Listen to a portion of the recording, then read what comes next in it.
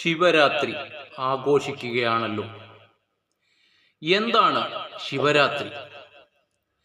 ഈ ശിവരാത്രിയെ പറ്റി പല ഐതിഹ്യങ്ങളുമുണ്ട്. എന്നാൽ ഒരൈതിഹ്യം ഞാനൊന്ന് നിങ്ങളുമായി പങ്കുവയ്ക്കാം. ഇന്ദ്രനെ ദുർവാസാവിന്റെ ശാപം ഉണ്ടാകുന്നു.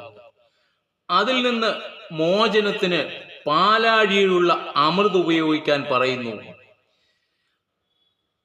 ഒരുപാട് പറയാനുണ്ടെങ്കിൽ പോലും ചുരുക്കമായി പറയുക.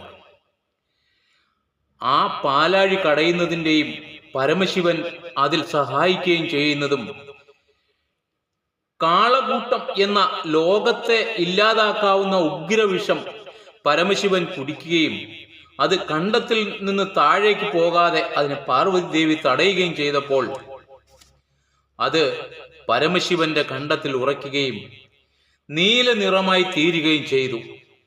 ആ ഉഗ്രവിഷം പരമശിവൻ കുടിച്ചതിൻ്റെ ആ ദിവസത്തെ ഓർക്കുന്നതാണ് ശിവരാത്രി എന്നാണ് ഞാൻ മനസ്സിലാക്കുന്നത്. ഇതിൽ നിന്ന് നമ്മൾ മനസ്സിലാക്കേണ്ടത്, ഈ ഐതിഹ്യം മുഴുവനായി മനസ്സിലാക്കുമ്പോൾ നമ്മൾ ഓരോരുത്തരും മറ്റുള്ളവർക്ക് എന്തെങ്കിലും പ്രയാസങ്ങളോ പ്രശ്നങ്ങളോ ഉണ്ടാകുമ്പോൾ അത് സ്വയം ഏറ്റെടുക്കുക, മറ്റുള്ളവരുടെ പ്രയാസം തീർക്കുക എന്നതാണ്. കാരണം പരമശിവൻ മറ്റുള്ളവർ ഈ വിഷം മൂലം മരിക്കാതിരിക്കുവാൻ സ്വയം ഏറ്റെടുത്തതാണ്. അതാണ് ഇതിൻ്റെ ഈ ചിന്ത. ആയതിന് എല്ലാവരെയും ഈശ്വരൻ സഹായിക്കട്ടെ. ഈ ശിവരാത്രി നല്ല രീതിയിൽ ആഘോഷിക്കുവാൻ എല്ലാവർക്കും സംഗതിയാവട്ടെ. Thank you.